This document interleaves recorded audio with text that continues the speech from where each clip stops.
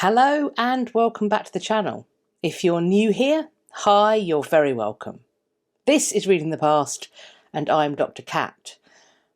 I can hardly believe it, but it's September.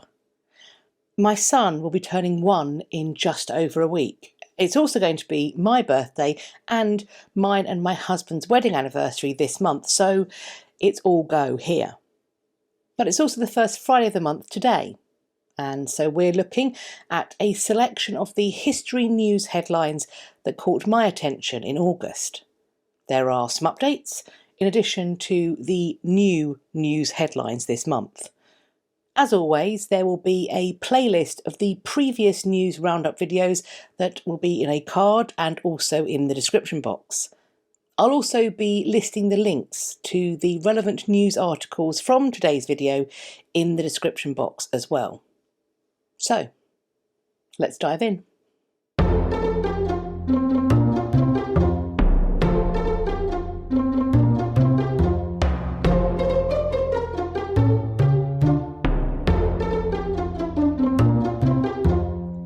Updates first. Stonehenge has been in the news for a little while now, and it remained there in August. Previously, news of the disruption to the planned tunnel by the Stonehenge site from a High Court ruling has been published, but we learnt last month that it had a mixed response from those in the heritage community. Of course, the campaign group who launched the legal challenge are happy, as are, I would assume, those from UNESCO, who thought the original plans were sufficiently poorly thought out as to render the whole site at risk. John Adams, director of the Save Stonehenge World Heritage Site campaign and chair of the Stonehenge Alliance, is quoted as saying, "We could not be more pleased about the outcome of the legal challenge." He went on to encourage the government to reconsider its roads programme in light of the climate emergency and focus instead on reducing car use and eliminating the need to build new roads. The Department for Transport, who came up with the plan in the first place, is apparently disappointed, as are the National Trust and Historic England.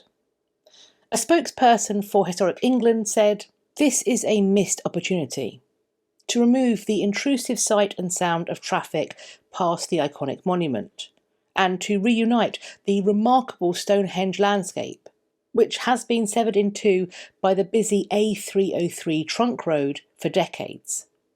We believe that the scheme had the potential to deliver a lasting, positive legacy for the World Heritage Site, and we advised on a rigorous programme of archaeological investigation to ensure the impact on sensitive archaeological remains was minimised." Similarly, a National Trust representative explained that the National Trust has been calling for decades for a solution to the problems caused by the A303 as it passes Stonehenge. The existing road blights the landscape, damages the setting and sightlines between the burial mounds and monuments, and restricts access to the southern 2/3 of the World Heritage Site. We continue to believe in the benefits of a tunnel scheme to reunite the Stonehenge landscape. We note the decision in the High Court, which relates to the process of how the Secretary of State made his decision to consent to the scheme, not the merits of the scheme itself. We await the government's response to the court's decision. It remains to be seen if the government will appeal the court ruling in an attempt to move forward with the tunnel plans in the future. I'll be sure to update you of any further developments with this. Staying with Stonehenge, but moving in a different direction, the findings of an analysis of a fragment from Stonehenge has revealed rock grains dating to nearly 2 billion years ago. The fragment was removed in 1958 and then kept as a souvenir. It even travelled to the United States. However, in 2018 it was returned and submitted to analysis. The following year, 2019, returned another fragment of the same stone. This piece was found in the collection of the Salisbury Museum. It was located in a box marked 3 times Stonehenge stones from treasure box. The authors of the new study, which found that Stonehenge's standing stones contain sediments that formed when dinosaurs walked the earth, also state that, in relation to the second piece to be found, how and when it came to be at the museum was unknown. According to the label on the box, the rest of the second piece, as only a section was found, and the whole of the third piece are still to be located. So, maybe check your cupboards, folks? A leading expert on German colonial history from the University of Hamburg, Jürgen Zimmermer, has written about the Benin bronzes for theconversation.com. The article is titled "Germany is returning Nigeria's looted Benin bronzes, why it's not nearly enough." Zimmerer offered his opinion on how Germany had handled the return of the bronzes, stating it had been done poorly. Very poorly, to be honest. Those in charge of cultural policy, and many of the museums, were initially unaware of the problem of colonial loot at all. When pressure mounted, they downplayed the critique, ridiculed the critics, then attacked and defamed them. The low point so far has been one of the initial founding directors of the Humboldt Museum, the art historian Horst Bredekamp, accusing post-colonial critics of being anti-Semitic. All this in order to protect both the collections and the traditions of Western scholarship connected to them against the allegation, justified in my opinion, of having ignored the racist traits in their histories. He also highlights that the most important collection, however, with up to 800 of the artefacts, is in the British Museum in London, which, apparently with the support of the government, has categorically denied the need for restitution. This ties in with a large debate about taking responsibility for colonialism as a crime against humanity. In the global north, we are now prepared to concede that there were acts of violence within colonialism. However, we have to understand that colonialism itself was and is violence. We have to decolonise and must advance to a position of global social justice, especially if humankind wants to stand a chance of surviving the climate crisis. In last month's video, I referenced a report of a dispute over where the bronzes should be returned to and then housed, which apparently had made some institutions uncomfortable with proceeding with the return process. In reference to this debate, Zimmerer states, "Frankly, however, this is not the Europeans' concern. What the rightful owners do with their art is their decision, and this must not delay restitution." Additionally, last month, the gallery housing the Benin bronzes in the British Museum was closed. Reportedly, this closure coincided with the arrival of unofficial tour guides who plan to speak on the need to repatriate the artefacts.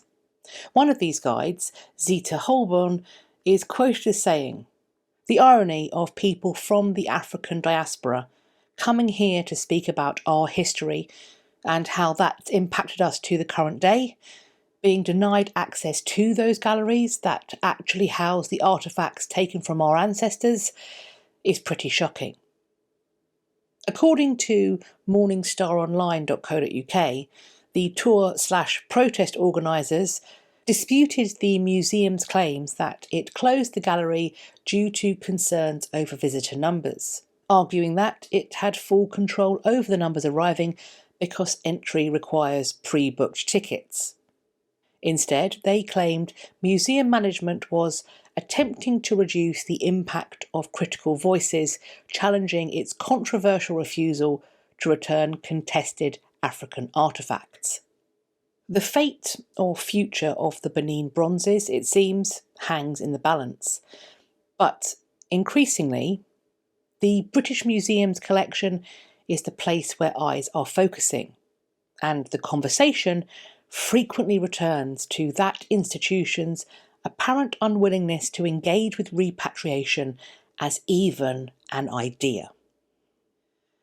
Our next headline stays with the British Museum, and it's another one that probably isn't a very good look for the institution. An oft recited argument against allowing items of significance for other nations' cultural heritage to leave the safety and security of such bastions as the British Museum is that their future could not be assured as well. The British Museum and institutions like it, we have been told, function as protectors. So, it's more than a little embarrassing to read that the British Museum's Greek galleries, which house, among other items, the so-called Elgin marbles from the Parthenon, have been forced to remain closed due to water seeping in through a leaky roof.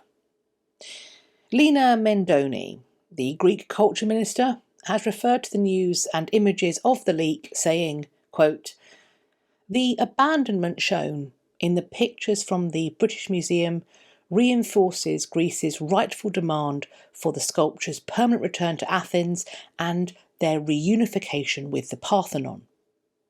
This is not the first time that photographs have been published revealing that the conditions for exhibiting the Parthenon sculptures at the British Museum are not only inappropriate, but also dangerous. In September 2019, when similar photos were published, we had stressed that these images fully strengthen the legal, ongoing and non-negotiable request from Greece for the reunification of the sculptures. The Parthenon marbles, one of the greatest monuments in Western civilization, must return to their homeland." It's not a good time for the British Museum at the moment, it seems. In other news, some really exciting work has been done at the site of the ancient sunken city of Thonis Heraklion, and apologies if I've butchered that pronunciation. The site is off Egypt's coast and was Egypt's largest Mediterranean port before Alexander the Great founded Alexandria in 331 BCE. The team working on the site found a funerary area that was about 60 metres, so 179 feet long, and 8 metres, or 26 feet, wide, which was replete with offerings. Archaeologists made a startling find among these offerings: wicker baskets filled with fruit that was 2,400 years old. According to SmithsonianMag.com, quote, "The baskets were stored in an underground room and may have been funerary offerings," reports the Greek City Times. Nearby, the researchers found a 197 by 26 foot tumulus or burial mound and an extravagant array of Greek funerary goods, likely left by merchants and mercenaries living in the area. The excavations so far have apparently barely scratched the surface. It has been estimated that just 3% of the sunken city has been studied in the 20 years since its rediscovery. So, it seems we may well have much more to look forward to from this submerged site. Next up, an amateur metal detectorist has made an enviably shiny find in Norfolk, which is thought to be a 1400-year-old sword ornament made from gold and garnet. The Express reports that, quote, "According to Finds Liaison Officer Dr. Helen Geek at the Portable Antiquity Scheme, the red garnets encased in the gold would have come from Sri Lanka or India. The discovery hints at the lucrative trade that was going on between the British Isles and the Far East more than 1,000 years ago. According to Dr. Geek, the ornaments are less commonly found in the ground, likely as a result of accidental losses. It's really quite lovely, isn't it? A find of a key handle was discovered by University of Leicester Archaeological Services, ULAS, buried below the floor of a late Roman townhouse, excavated in the city in 2016. After conservation, the find was then studied at King's College London. The research done has helped to uncover new evidence, showing the portrayal of the execution of captives in the arena by throwing them to lions. Dr. John Pearce, senior lecturer in archaeology at King's, explains that this unique object gives us our most detailed representation of this form of execution found in Roman Britain. As the first discovery of this kind, it illuminates the brutal character of Roman authority in this province. The team from King's reporting on this work also point out that Roman law sanctioned the execution of criminals and prisoners of war in the arena through the public spectacle of throwing them to the beasts, defined by the Latin term damnatio ad bestias. This form of execution was often used to symbolise the destruction of Rome's enemies, members of those tribes who lived outside the Roman Empire and were collectively known as barbarians. Direct evidence for violent spectacles in Roman Britain is otherwise extraordinarily scarce, a rare exception being the puncture wound inflicted by a large carnivore on the pelvis of a male skeleton in Roman York. Archaeologists believe the key was probably made a century or more after Britain itself had been conquered, and it is interesting to reflect on the idea that those whose recent ancestors were themselves considered barbarians now shared in the Roman contempt and fear of those who remained outside the empire. Many Roman towns in Britain possessed either an amphitheatre or a theatre, where such spectacles could have been witnessed by large crowds. The townhouse where the key handle was found stands next door to the newly discovered Roman theatre in Leicester, and it is tempting to think that life did indeed imitate art, and that the holders of the key had witnessed such scenes at close quarters. The key handle is due to be displayed to the public at the Jury Wall Museum in Leicester, following the completion of major refurbishment work that's expected to be completed by 2023. Excavations at a planned housing development in Cambridgeshire have resulted in the discovery of a number of interesting Bronze Age finds, including the burial of a, quote, relatively muscular man, who was at least 40 years old, and whose burial mound was topped with a timber post, so people could see, quote, someone of importance was buried here, according to archaeologist Louise Mohn. The skeleton dates to between 2500 BCE and 2000 BCE. Also located on the site was a much later Bronze Age village of about 50 people, dating from 1100 BCE to 800 BCE. The team also found a rare mould for casting an axe head from bronze. This is an unusual survival, as apparently the moulds would commonly be destroyed as part of the axe head production.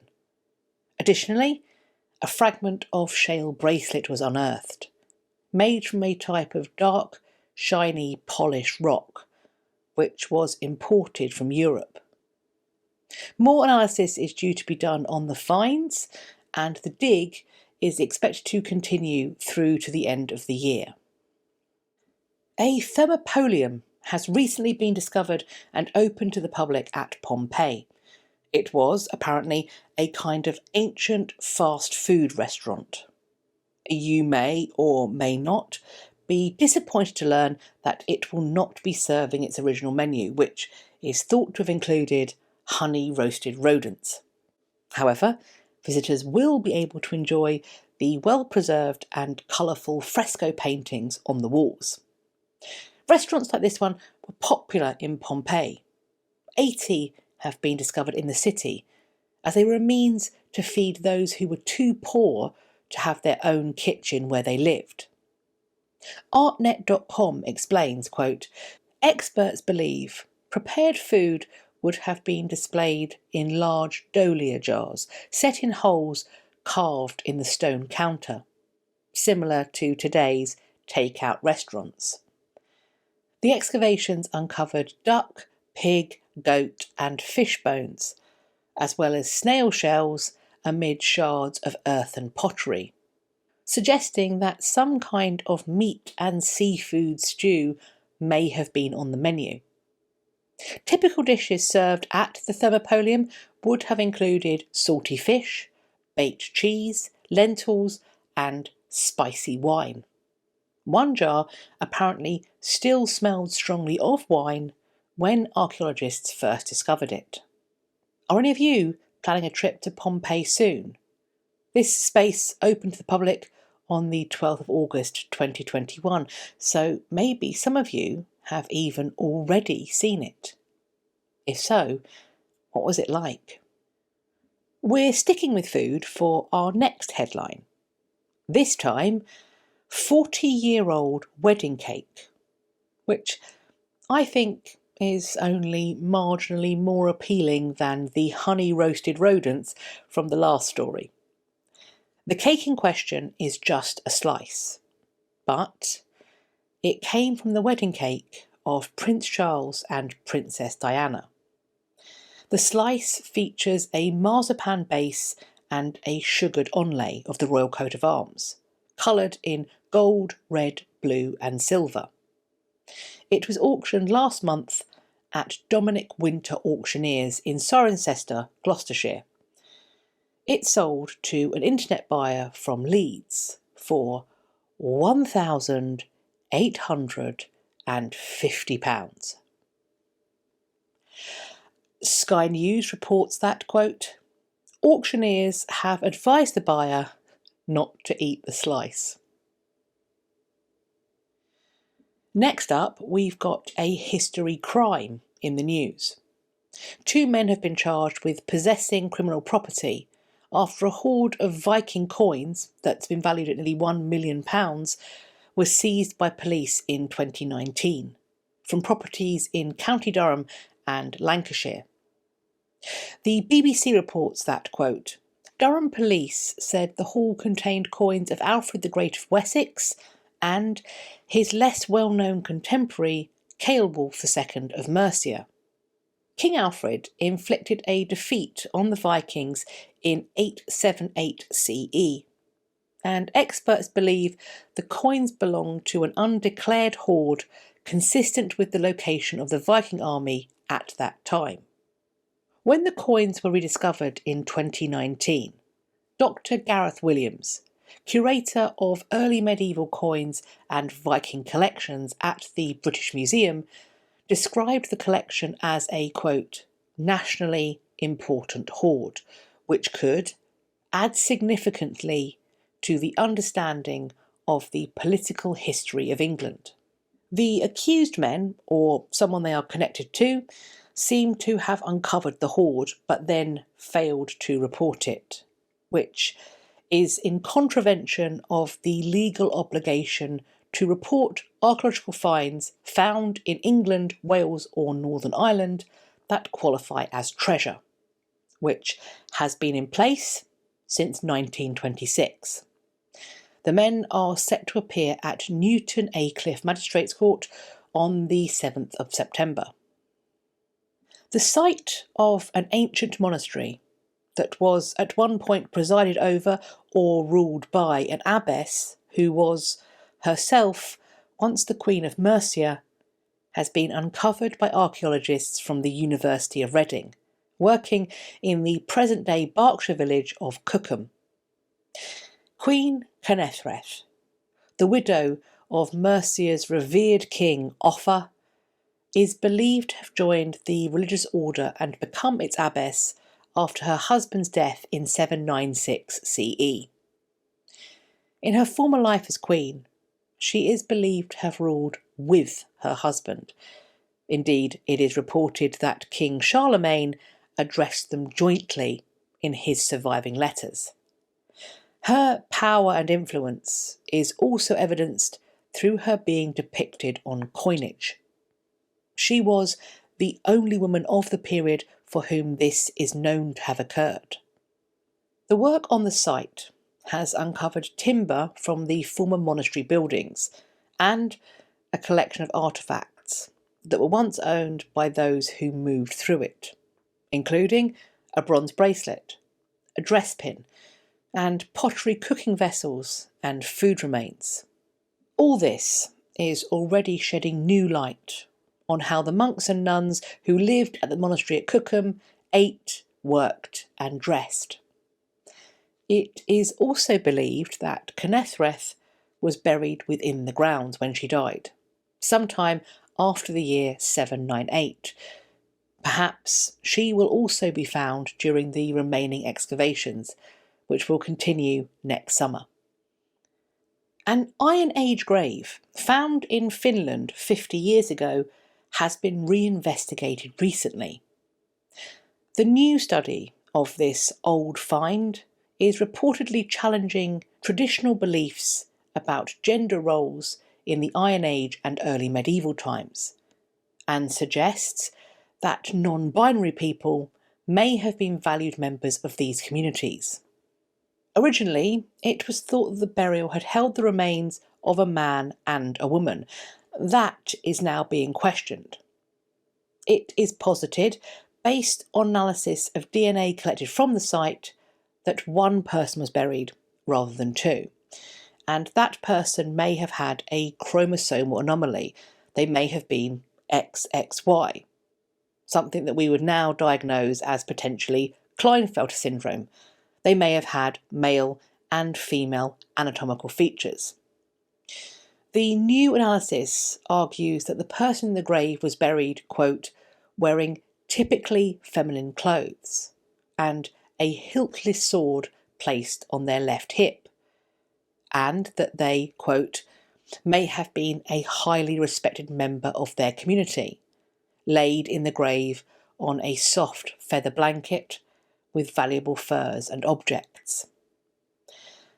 There are calls against a rush to judgment on this, however, because, among other factors, we are warned that the DNA dataset was very small. Also, we are told that it should be remembered that a person's biology may not have dictated their self-identity, or, for that matter, how they were viewed by their community. Elina Salmela from the University of Helsinki is quoted as stating, "We have no way of knowing this individual's gender identity. What we know is that the person was given an elaborate burial, in a female-type dress, with furs, feathers, and a sword, with another sword possibly placed in the grave late." While that grave was once, seemingly mistakenly, thought to have held a double burial, there is clearly no mistake in this next grave making the History News headlines. A rare double burial, or lover's tomb, has been discovered in China. The couple in the grave are a man and woman in a joint burial. The plain silver band on her ring finger marks them out as husband and wife, resting together in an embrace for eternity. The grave is said to be 1500 years old, and the couple is thought to have lived during the Northern Wei dynasty, which dated from 386 to 534 CE.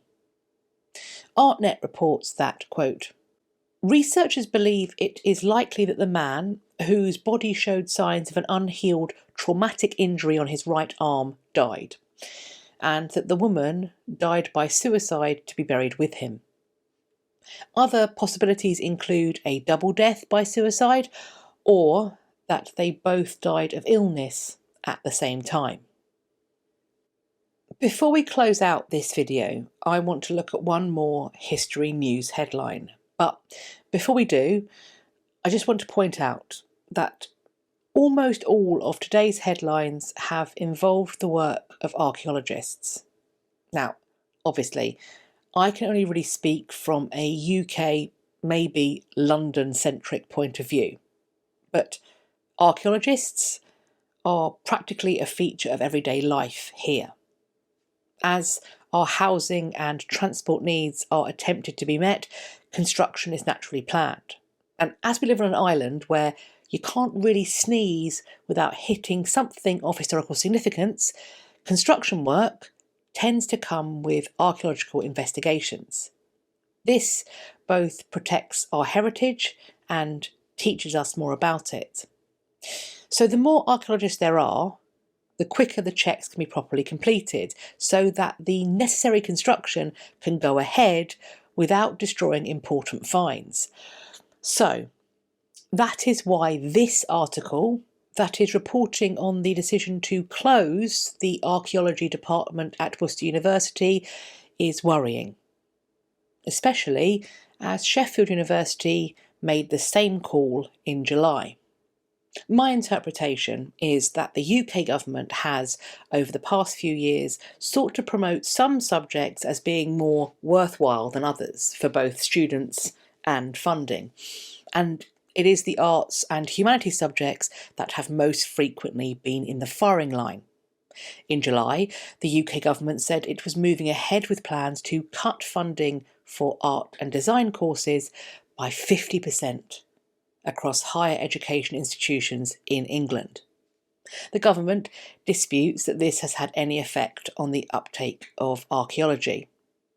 The Education Secretary, Gavin Williamson, said last month, quote, "Having considered the consultation responses and the issues they highlighted, I have concluded that archaeology should be included within the OFS's price group C1.1 subject list, meaning that it will not be subject to the 50% reduction in subsidy."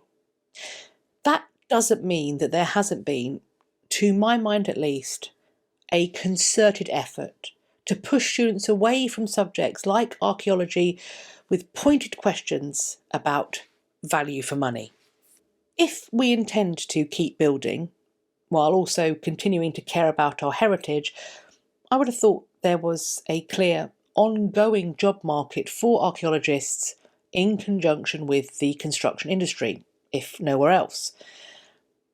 Unless the intention is to change that policy of heritage preservation in construction for some reason. I do hope not. But what do you think of any or all of the headlines we've looked at today? Were there any headlines that caught your eye in August that I didn't discuss in this video? As always, I'm looking forward to reading your conversations in the comments section underneath this video, or you can find me on social media. I'll leave links to the other places you can find me on the internet in my description box. Follow me over on some or all of them so we can continue this conversation and start some others. I do hope you enjoyed this video and found it useful. If you did, why not share it with some friends? Please also let me know by hitting the thumbs up. Please subscribe to the channel, and if you think you're subscribed, maybe have a little check now. Make sure that YouTube hasn't mysteriously unsubscribed you. While you're there, checking, subscribing, maybe resubscribing, why not hit the bell icon beside the subscribe button so that YouTube tells you when I've next uploaded. I hope you can have a great day, whatever you're doing, and I look forward to speaking to you all in my next video. Take care of yourselves. Bye-bye for now.